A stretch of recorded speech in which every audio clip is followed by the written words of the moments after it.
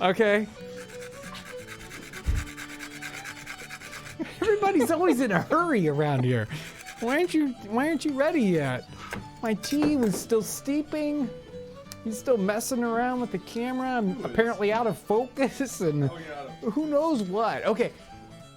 It's Friday. Welcome to the Nutmeg Tavern. We're live. We have Ryan behind the bar. Hello. Everything is great. Yeah. And Everything's great. everything's great except for Aaron. He's coughing up a storm.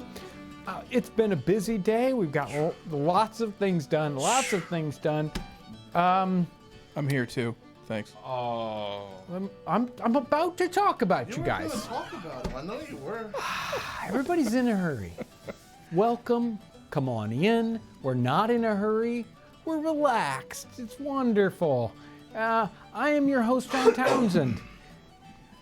Behind the bar is the wonderful barkeep, Ryan, who just can't seem to keep a shirt back there. Anyway. Can you tell? No, I can't.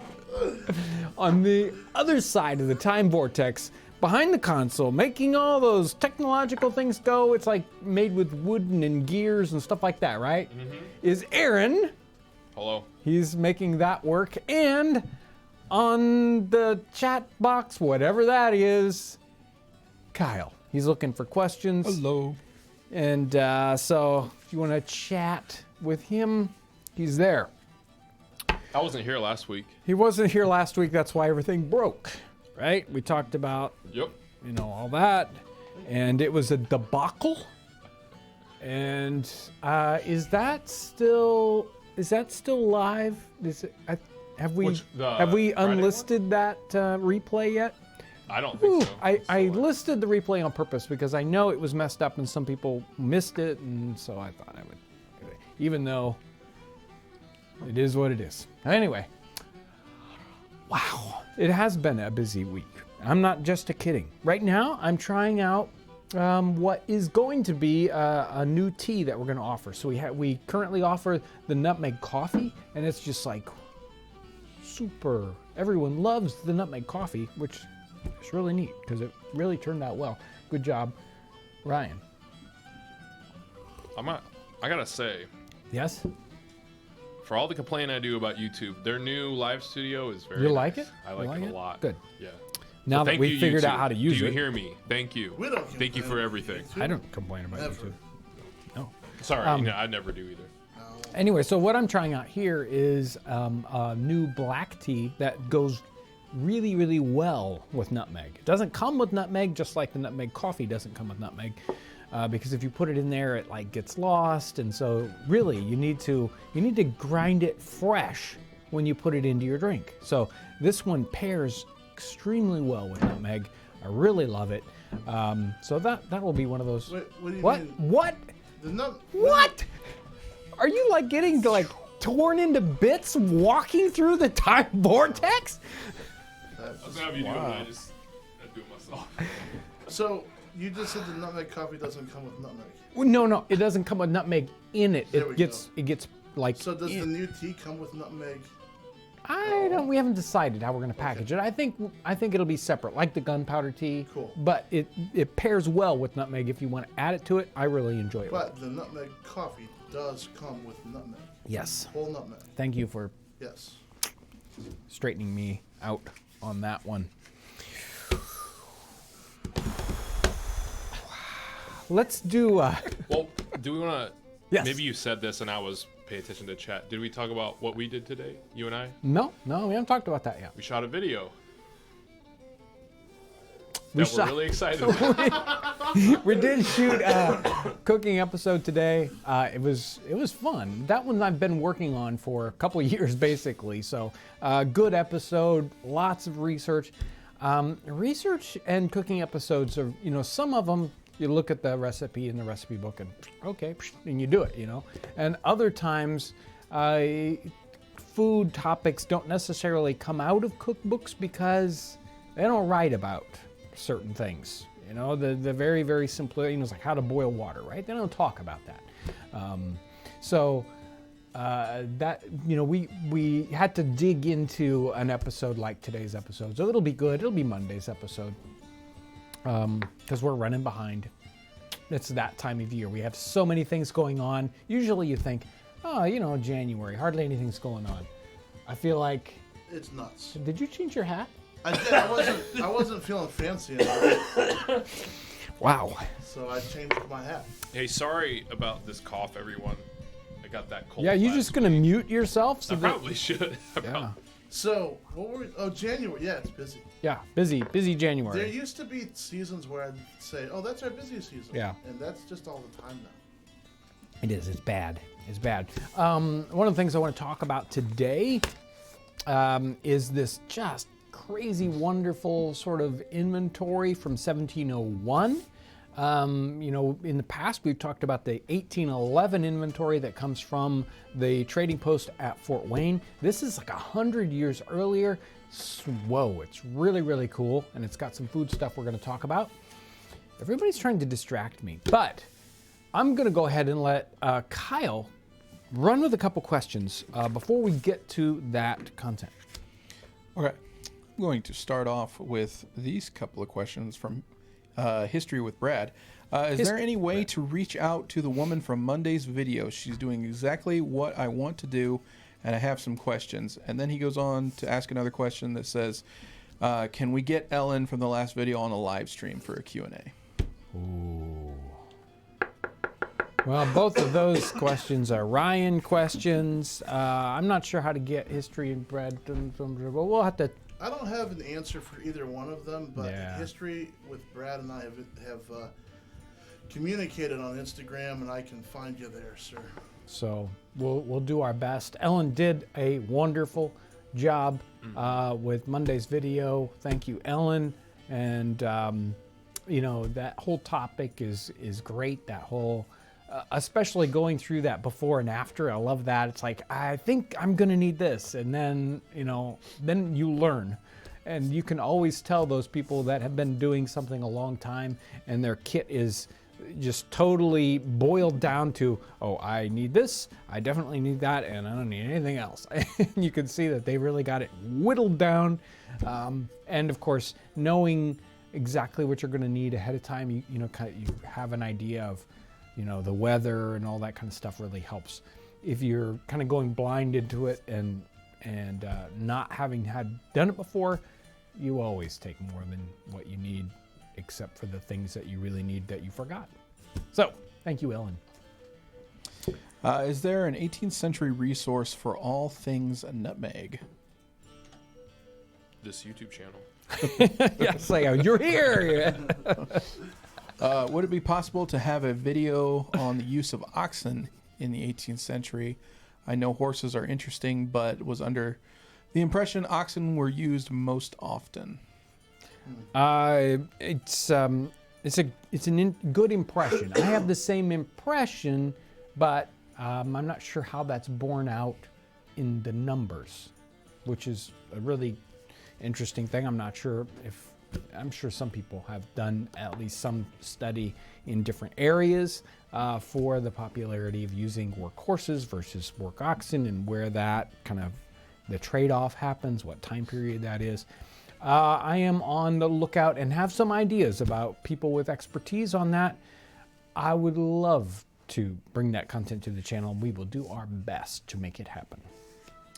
Were farm animal breeds different to today's in the 18th century? Chickens, cows, etc. Yes and no. I mean, as we move forward in time through the 18th, 19th, and 20th century, the breeds become a little more distinct and particular as people continue to breed things for particular reasons. Some of those breeds in the 18th century tended to be a little more generic. That's a generalization. Sometimes that doesn't work out to be necessarily true. There are some really fun specific breeds that we know of.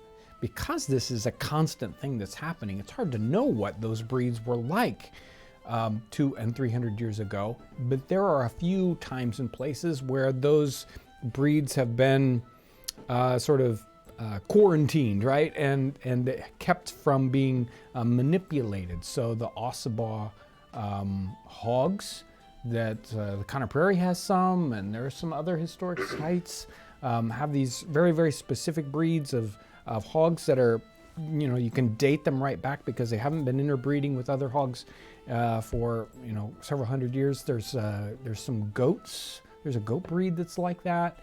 So there's some interesting circumstances where we can find out about exactly what those breeds were like, other than just pictures, right?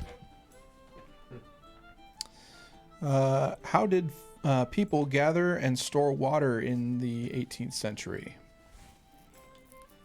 Well, there are multiple ways, and there are multiple references to gathering water and the kind of water you'd use. There were references, like in some of the cooking ones. William Ellis's book about water, he mentions a couple different times where they suggest using river water instead of pump water, well water. So we know they have access to different places to get different kinds of water, and they talk about the quality of them. River water being better than well water or water that's pumped out of the ground, probably with kind of a softer water like rainwater, rather than being mineralized as it comes up out of the ground. And so they're gonna be pumping water out of the ground. They're going to be gathering it with buckets out of the river. They're going to be putting it in kegs and barrels to store that. They might have, tubs, different means of storing their water. But it's definitely a lot more difficult. I think if there's one of the main things we take for granted today is our modern water systems that deliver water all times of the year, even when it's 5 degrees below zero. It comes into your house, it comes in under pressure, and then goes away in the sink and disappears again. It's amazing, truly, how lucky we have it with water, being pushed all over the house wherever we need it, and not running all over the floor, and not freezing, and not killing us with being filled with strange bugs or poison chemicals. So truly amazing, and so much more difficult in the 18th century.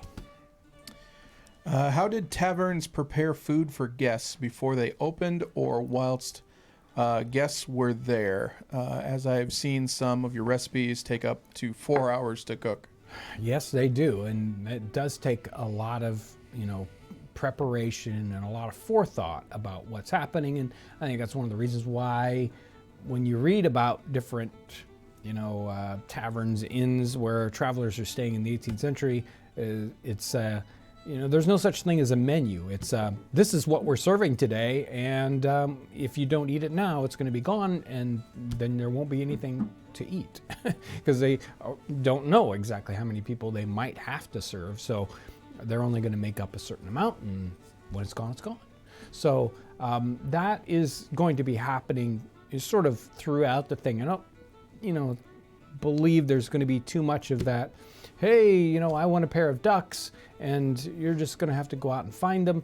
You're going to have to, if you did something like that, boy, they don't happen to have it just right on hand. You're going to wait a while, and it would be something that you would maybe, call ahead for a whole day ahead of time and say, well, we're going to be in that area tomorrow. I would like to have this sort of thing served to me. But that's pretty high end, which I'm sure doesn't happen all that often. I might try to get a few donations if that's cool, real quick. I'll let you do that, All and right. then we'll do our topic. Okay, cool. And I'll try not to cough during this. Okay. History with Brad, thank you. Loved Monday's video. Can we get more of that kind? Mandatory carry, thank you. Says, made it. What are you covering? I'm Russian. Awesome. Thank you. Oking Native, thank you. Do the food videos get the most views or others? Michael Clacy, thank you. What kind of things do you cook at home? Merrick Kelly, hi all. What would it be like for someone with a broken ankle? I just broke mine in the 18th century. What type of help would you receive? Peg1122, thank you. And Rebobcat, thank you. I would have to think that the poor ate a lot of root vegetables. Can you make more plant-based vegan recipes? Thank you. And that's all I got right now. Okay, very good. Yeah, we talked about Ellen. The topic we're going to be talking about is this wonderful inventory that I have to sort of discuss. The food videos and most views, and we do a lot of different kinds of things on this channel. A lot of channels are very focused, and that's good. But after a while, 10 years of being super focused, you're thinking, okay, I'm gonna branch out a little bit. And we do that here on the channel with not just doing food videos, but skill videos and sort of lifestyle videos and even construction videos and how-to videos of things that aren't necessarily food. And food videos, while they are the sort of mainstay of the channel, things like building the canoe and the cabin series have been very, very popular also. So they're both popular. How about that? Home food. What do I cook when I'm at home? I don't cook when I'm at home. My wife does the cooking. She is a wonderful, wonderful cook. I'm so glad I don't have to cook every day. When we're working on Project Whitney makes us food, and it's awesome. Every time. She always does a wonderful catering job when it's time to feed all those crew people. And then we can't work. Right. Yeah, and then everybody goes and takes a nap, and Food we can't get coma anything done. Yeah, one time at the cabin, it was a bad food coma. I Yeah, it remember was. like, okay, everybody go. How do we get It going was here? also 90 degrees. So. Yeah. Oh, Yeah, and then it snowed at the end. Broken ankles and caring for people that are, wounded. A broken ankle today, we're going to get a cast, and it's going to keep it all immobilized.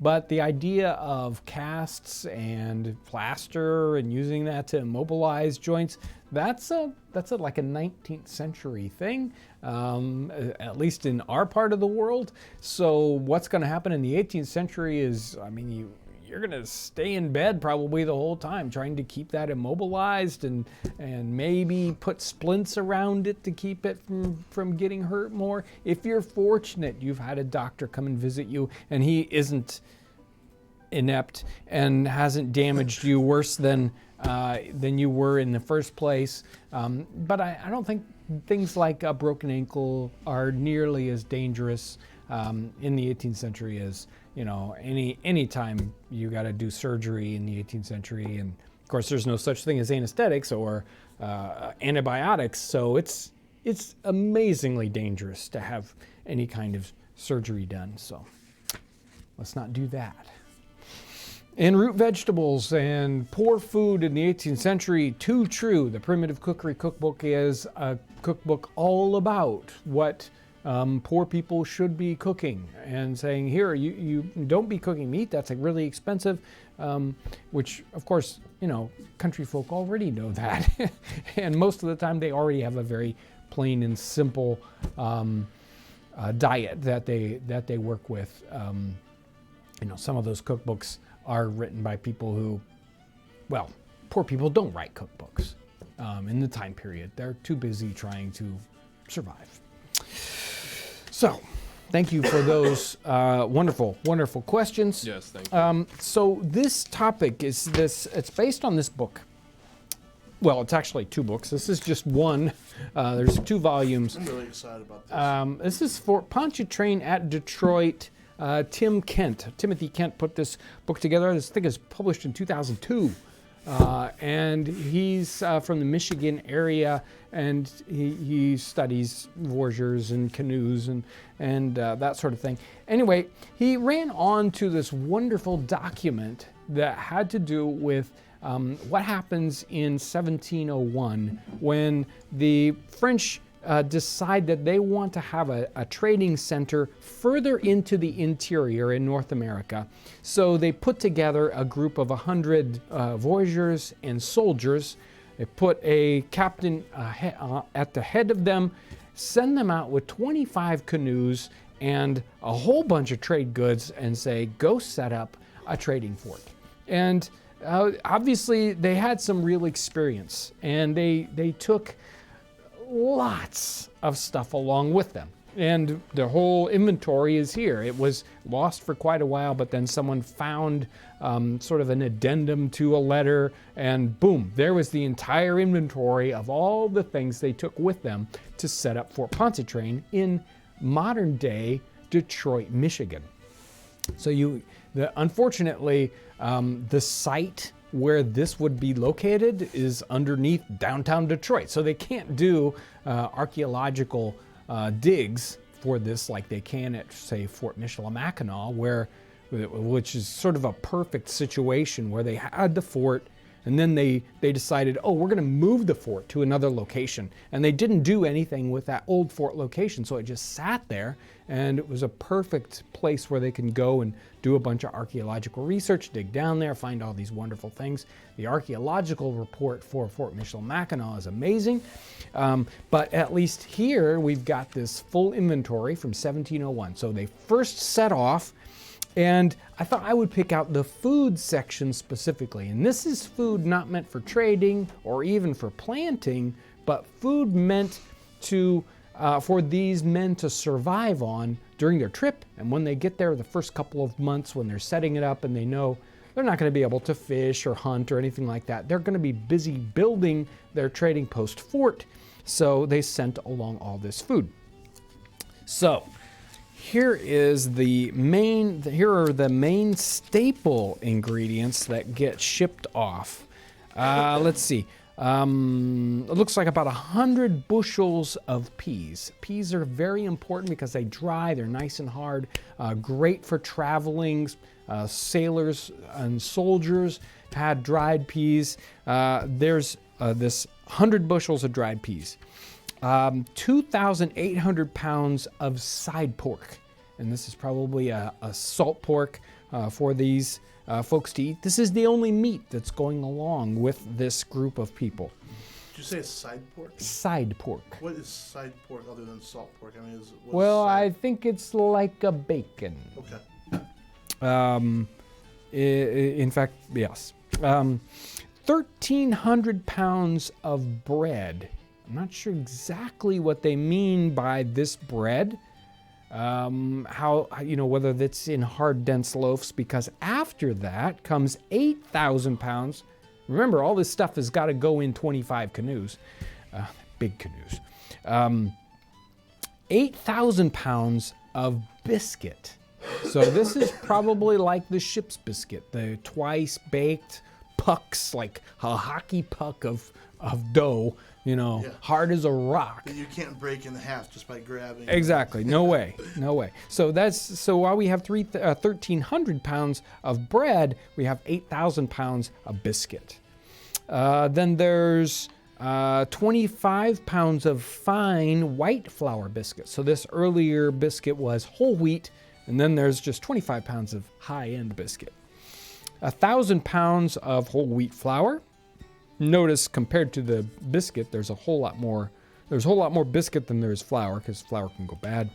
12 bags of flour also, and then 150 bushels of fine white flour. So for the officers and whatnot, whoever's higher up in there. So that's all the food they're taking with them. So peas, pork, bread, and flour. Not much of just straight up food, but also sort of separately listed, I thought here, he listed under the term condiments. Now, 1701, 100 soldiers, they're out in super wilderness. I love this part. Let's see, they've got, I'm telling you, this is good. They also have you guys done? 61 pounds, 61 pounds of olive oil. Looks like about 20, it's in half gallons, so about 50 half gallons of vinegar, 10 bushels of salt, 20 pounds of pepper. That's a good quantity of pepper. Yeah. 3.5 pounds of cloves. And here it is, drum roll, 4 pounds of nutmeg. Nice. This is 1701. And they are in the woods, like the deep woods. And they've got 4 pounds of nutmeg. You got to have it, people. That is I don't know. all you need to know. That's right. I was snickering because I thought you were going to say that they had one of that. Not yet. Correct. No. 56 pounds of sugar. So they've got compared to nutmeg, I mean, that's not a lot of sugar. And 44 pounds of brown sugar. But, man, really, 4 pounds of nutmeg. They needed it. They had to have it. Let's see. How many pounds do you think that we have in the bunker right now? We don't have scales that can weigh a thing like that. That's it. You gotta break that stuff up. Hey, is there a link to any of this? Or you just No. find it in a book? No, you have to get the book. If you want, I sent you the link. Oh, if you want that to, book, okay. if Yeah. you want, Oh, that. if you want the set of books, which is really good. I mean, the guy has done a wonderful job of researching all these different. It's like, what did the door latches look like? In the fort. Just tremendous piece of research. 4 pounds per man.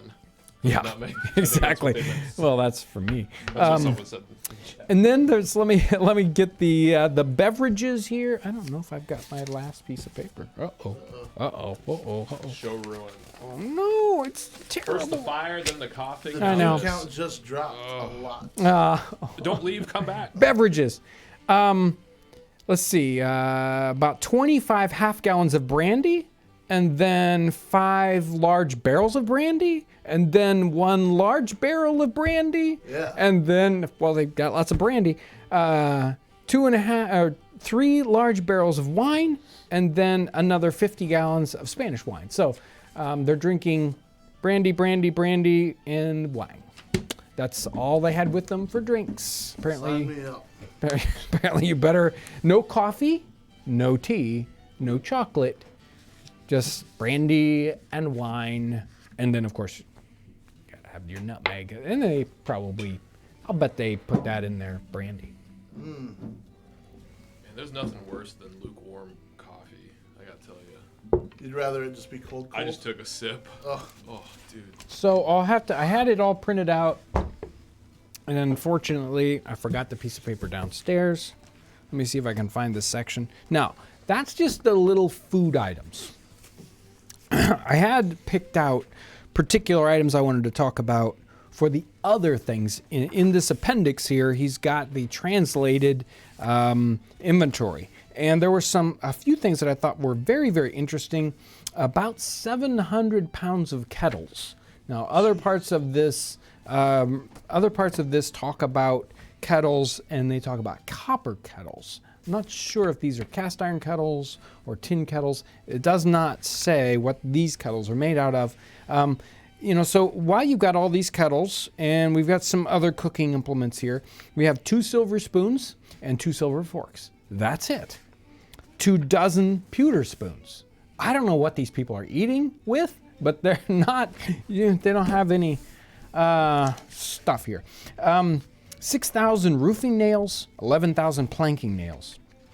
Brought with them a bunch of nails. It looks like I had these counted.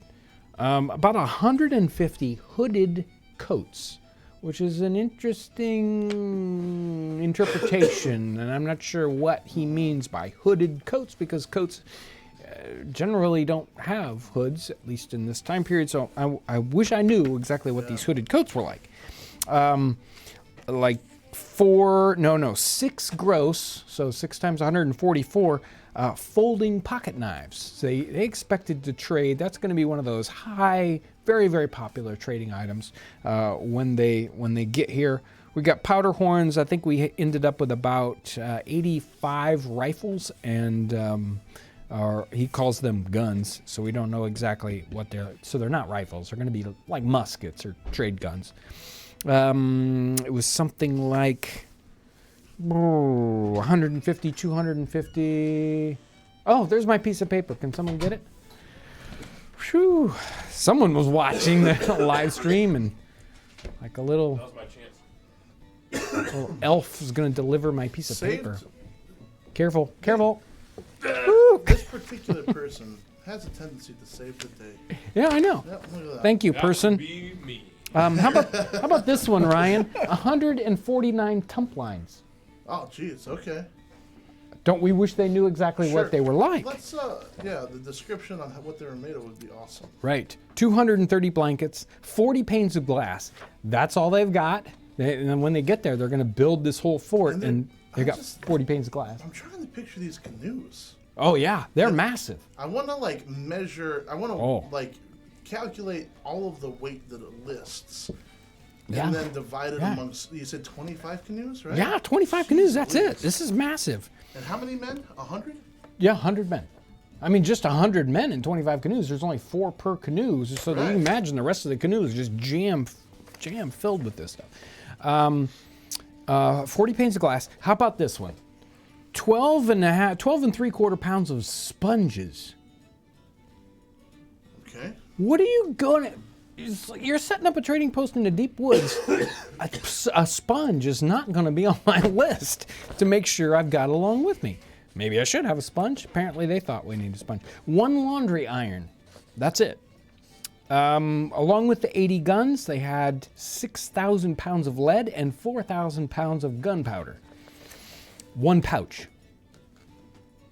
I don't know what they're carrying this. And there's not a gun per man. No, this I think. Or this extra. I don't. It's a good question. I can't answer that. More than 500 axes. 6 wooden spades with iron cutting bits. Okay. So they had 6 larding needles. Now, larding needles is something I want to do an episode on larding in cooking thing, and having larding needles is just, that's weird. That is really weird in here. 3 frying pans, that's it? You've got all these kettles and you got 3 frying pans. I love this one. 1 umbrella. That's what I was snickering about. We're going out in the woods. See, could the sponge clean the frying pan? Could. It's only 3, so you need. Could, but you got 12 pounds of sponge to clean that frying pan. 2 razors. These are going to be hairy guys. They're going to have a lot of facial hair. I'm assuming that this is not listing what these men chose to bring. It must not have their personal items. So I'm guessing that these guns that they were bringing were not. They each. They're meant to be brought, traded, right? Yeah. And all those axes are probably, most of them are traded. Yes, those are trade axes. Yes. A lot of people are chiming in to say what they use the sponges for. Oh. They use them for the other end, after it was... The bottom end of the frying pan? Yes, the bottom end of the frying pan. Okay, and the last item I've got, although I think we could probably talk about this for a long time, because this is such a, well, obviously it's a 2-book sentence this thick, so you could spend a long time talking about this topic. 35 pounds of soap. There we go. Thank you. Thank you for watching. It is just a tremendous document, and the amount of things that are in here is mind-boggling. So I'm gonna have a lot of fun. I mean, I've had this book in my library for probably a decade, this set of books, and I've only just perused it a little bit. Like many of the books in my library, I don't get a chance to read them all through all the time, but this one caught my eye earlier, and I said, I know there's something super good in that, and I was right. Huh. So speaking of trade axes. Yeah, trade axes. So let me tell you the trade axe story. A couple weeks ago, we talked about... Well, first, these are new products. We should show them off. Yeah, they're new products. Cool. French trade axe, based on trade axes from the 18th century, early 19th century. This is the small one. We used one just like this in the cabin series. So this is the small sort of trade axe, and bigger than a tomahawk, smaller than an axe. And then there's the felling axe, and this is based on a French felling axe design from the 18th century. I mean, you're used to seeing typical axes of today, and typical axes of today are based on an American axe design from the late 18th century into the 19th century. But axes earlier than that did not have that big pole on the back. They're kind of very out of balance, and this is very similar to what you'll see if you look in Diderot's and you see, somebody out chopping carpentry work and just, tree work, they're going to have an axe similar to this one. So I love that axe. yeah, so it's heavy. These are wonderful axes for reenactors during this time period. So we had prototypes made of these two. We used them in the cabin series. Then we went ahead and had these are cast in the United States here. And we went ahead and had a batch made, and I went ahead and told the foundry guys, now I want you to go ahead and harden these axes. The samples we had worked pretty well, even though they weren't hardened. They were just as hard as they came out of the mold. These are tool steel pieces, so you can harden these right up and really, go at it. So had them hardened up. For the purpose, why? So that they could be very, very useful. These will hold an edge because of their hardness, and you're not going to worry about damaging them. But you never know. Sometimes when you get these things hardened, you're like, are they too hard? Are they too soft? Are they going to be too brittle? If they're too hard, you'll hit something and it'll break, and you don't want that. Even shatter if it's much too hard. So I said, Ryan, can you go out and test these? And he's like, how am I going to test this? And so he called me up and said, do you have an 8-pound sledgehammer? And I was like, what are you talking about? So I didn't have an 8-pound sledgehammer, but he went at these things, and the last thing I heard was something like,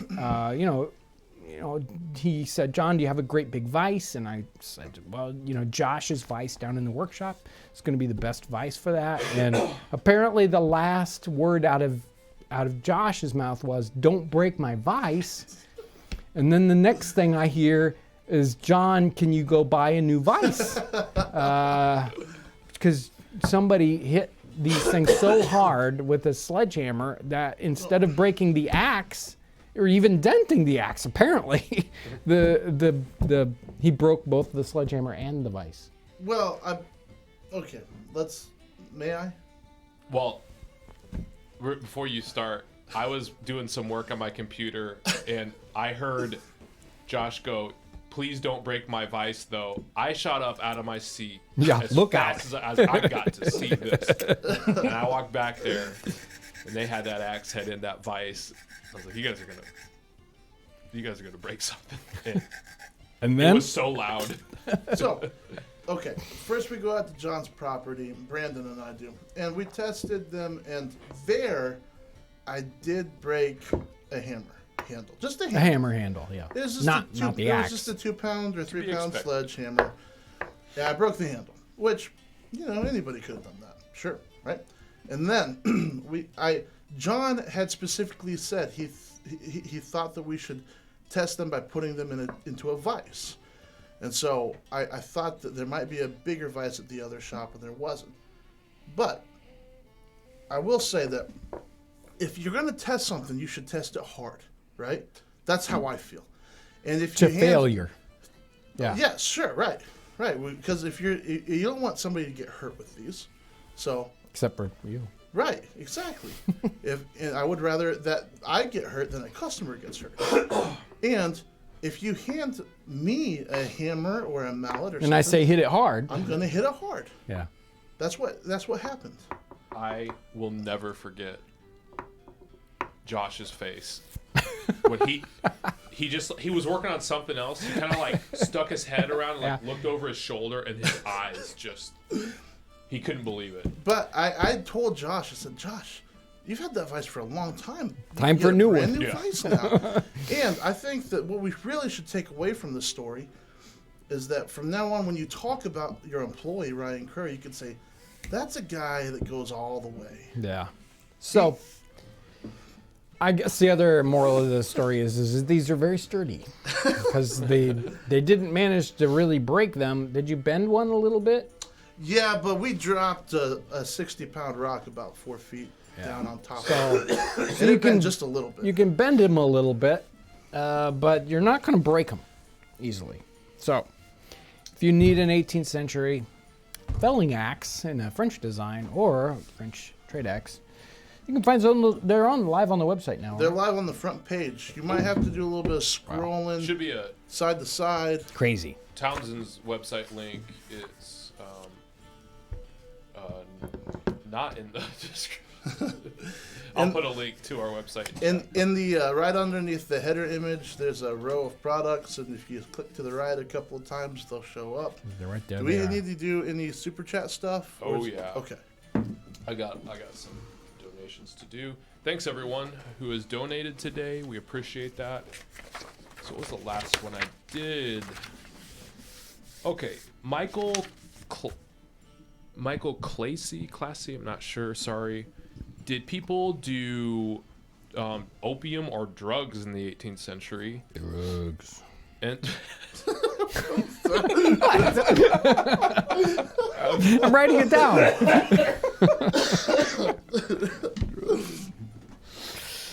Next. Enzo Vinci. Thanks, Townsends, for giving me more info about Western New York. It has really helped me with my school presentation. Oh, cool. Great. Also got a nickel pocket watch. Right on. Yeah. Awesome. Paxillus involitus. I just cast a spell. Careful. Do you ship your very desirable wares across the Atlantic? Barrels, redware, tomahawks, etc., etc. If not, how much to make it happen? Zachary Smith, thank you. Is there any special maintenance needed for a straw-built house? S.J. McGuire, thank you. Greatly enjoying this, thank you. History Treehouse, thank you. Says so close to 1,000 people watching. Yep, and we broke that. So thanks everyone for watching. Yeah, That's thanks, always guys. fun. Max are cool. Thank Max, you. yes. That catalog of items into the woods was super fun and cool. Thank you. And then Angie978, thank you. All right. Awesome. Thanks, guys. Drug use. Drug use in the 18th century. And we kind of touched on the topic before. I think generally the drug of choice is for the vast majority of people is just alcohol. I mean, that's what's available to most everyone. And there isn't a lot in these areas that we're talking about, North America and, Great Britain. As far as I know, there's very little other uses of what we would think of as recreational drugs in the 18th century. It's not really talked about all that much. You don't see very many references. So not that I know of, other than alcohol being the main similar item, I guess. Things that we sell, we do ship all over the world. Now, they can be really expensive. Getting things, some of the things you mentioned, like barrels and axes, can be very expensive to get overseas. It's been, 5-10 years ago, it really wasn't that bad, but boy, shipping has just gone crazy in the last decade. And especially getting things overseas can be very expensive. Straw house maintenance. I live in a straw house, and it doesn't have any more maintenance than any house, anybody else's house, really. I mean, all the straw bale walls are all sort of encased in, and I don't have any issues with maintenance at all. So I'm not sure even how to answer that. And since the exterior walls are made with sort of a mortar mix, we don't paint them, we don't have anything on it. It's just the water runs off of it, and that's all there is to it. So there's no coating on the outside to worry about. And since I'm not a big fan of vinyl siding, it doesn't have that kind of a look. So I would say it's about as maintenance free as a typical building can be. How many years into that structure are you? 25. Okay. Yep. Probably one of the Kai. coolest houses I've ever seen. Yep. Thank you. I will say that. Yep. Let's do a couple, and then I want to get Patreon before we get too much further. Okay. Would most people have ice houses on their property? Most people. No. My ice houses are going to be pretty high end. Very, very high end, really. You might have a spring house before an ice house, right? Yeah. And keep things cool there, but that's still pretty. George Washington has a nice house, and Locust Grove. Yeah. Did Locust Grove have a nice house? Locust Grove. So, larger estates are going to have ice houses, but typical people, no. Well, you might even say larger estates on the water or close to the Yeah, water. exactly. Yeah. At least in the time period that we're kind of dealing with. 18th century, really even ice houses are probably toward the end of the 18th century and definitely moving into the 19th century. But not much in our time period. How did they handle horrible flu seasons? Horrible flu seasons. And boy, we've got it easy, right? They didn't have flu as much as they would have things like, typhus and typhoid fever and cholera outbreaks and, yellow fever and, malaria. Which journal the dude goes to Philadelphia and everybody is sick? Oh, yeah. I can't remember. Which one is that one? But it's, the picture he paints is Yeah, nuts. it's like, 2/3 of the population is either gone because they don't want to get sick or they are sick. And they can't leave because it's like, well, I'm sick. I might as well stay here with all the other sick people. So the idea of epidemics and, the dealing with that is extremely serious in the 18th century. And maybe not quite as much in say, Great Britain as it is in North America, because there are some places that are just very, very sickly places to be, and especially, you go down south and it could be very, very bad. Charleston, I think, was the town that he was talking about at the time, but it doesn't matter. Anywhere on the East Coast could have serious health issues and health outbreaks that just devastate the population. What uses were cattails good for in the 18th century North America? Cattails are very useful item. You would see them being used, obviously, not obviously, but you'd see them used as a food source. So, you can eat the shoots, you can eat the roots. So it's a really handy item for that. And then you can use them as a construction material, like a thatching. So you can bundle these all up and use them. It's cattails that they have on that house, that Native American house at Martin Station. They have this huge structure. Is it Shawnee in that area, or was it Cherokee? I don't think I can't remember what for the certain. Right. Anyway, whatever Native Americans were in that area, they have a structure that's built exactly like they would have had in the time period, and it's covered with massive quantity of cattails. If you want to see a structure like that, it's a great place to go and visit for that when they're open. When do they open, in March or April? I know that they've got the spring, I think it's their spring kickoff event in March. Yeah. And hopefully we'll be talking about, I want to read a quick donations. This is from Julie Stevens. Very nice donation. Okay. She says this donation is in the memory of my husband Oh. who loved history. So I'm sorry to hear that. Yes, thank you. I'm not sure if Thank you, Julie. I'm very, very sorry to hear about your husband. Yeah. Much love to you. Thank you for all your kindness and for watching. We're very sorry to hear that. Yes.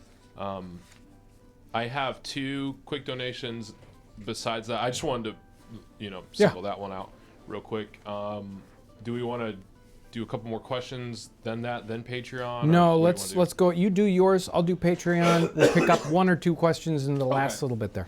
All right. Thanks, everyone. Helen B. Thank you. Thank you. Interesting fact, the first building built at the fort was the Catholic Church, whose parish still exists in Detroit. Mm-hmm. The second was the stockade. Thanks for all you do.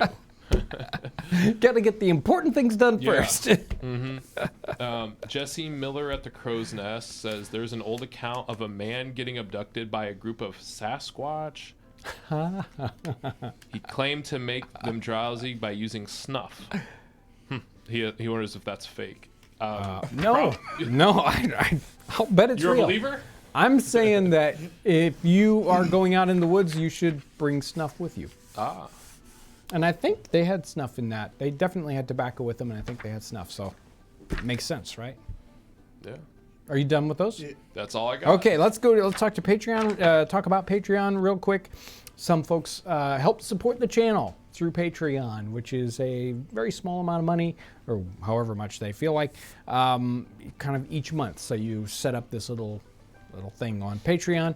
The new Patreon folks this week: Anthony Johnson, Ella Pianino, Elizabeth Gildersleeve, Crafty Amal, and Joe Camel.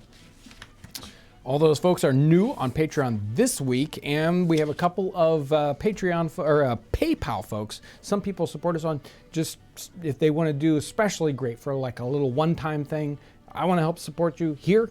PayPal, there's a PayPal link for that. Robert Poole Jr. and Joseph Werner, thank you both for your support of what we do here on the channel in that way. And one question? We've got What do you some think? housekeeping. real quick. Housekeeping. We need to talk one more time about how the live streams are not staying up forever. Yes, we haven't talked about that, or did we talk about it last week? We did not last week, but we Okay. have mentioned it. So what we've decided to do with the live streams, as they live on the channel, is for the 1 week for that live stream to continue to be available for folks to watch it, and then they're going to disappear. So that's what we're doing with that, because it really kind of messes up what the channel page looks like if you just keep those live forever. They're very sort of ephemeral, and they really they don't have a great shelf life. So we like to have them available for people who weren't able to see it live, and then they're going to disappear. And Yeah.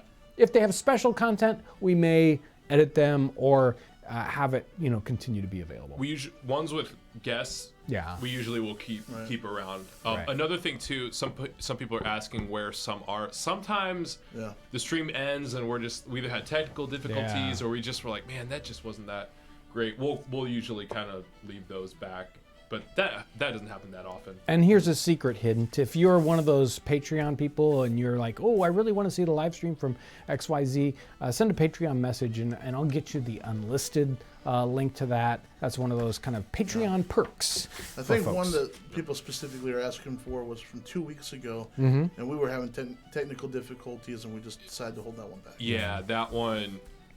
The audio and his video were really bad. Yeah. And we figured it out. Hopefully it looks good now. Right. But yeah. So anyway, that's housekeeping. That's it. That's all. all Yep. that's all the housekeeping you needed to do? I think so. Excellent. One more question. I'm ready. One more. There we go. Better make it easy. Ooh, He was just that make me. he was just gonna give me choose a the different one. real zinger, wasn't he? No, I think you can answer this one. How were York boats made in the 18th century? What boats? York boats? York boats. He's trying to stump me. He's trying to stump me with the very last question. Real funny, Kyle. Yeah, good Real job. Funny. You're always saying how you really like sailing and stuff like that. I Yeah, figured but a you might York have known. boat, that's I'm not, that's I'm not, not sure what a York boat is. try another one. Okay. Try another one. All right. Let's see. Oh, gosh. From the list. Here we go. How was dental work done? We're leaving on a cringe be note, back. aren't we? Next week. Thank you for watching. Next week we open up and John doesn't have any teeth left. Yeah. From them drugs. Come on. Dentistry, for the most part, in the 18th century, is removing of teeth, and you can imagine the scary pliers and tongs that they would use. But the tooth key, and I wish I had somewhere we've got a tooth key in the collection, but I haven't seen it in quite a while, and that's well, this is a little bit, it's got a handle that you can grab onto, and this shaft that comes out here with a hook, and you hook it around that tooth and keep twisting, and it just kind of twists it up and out.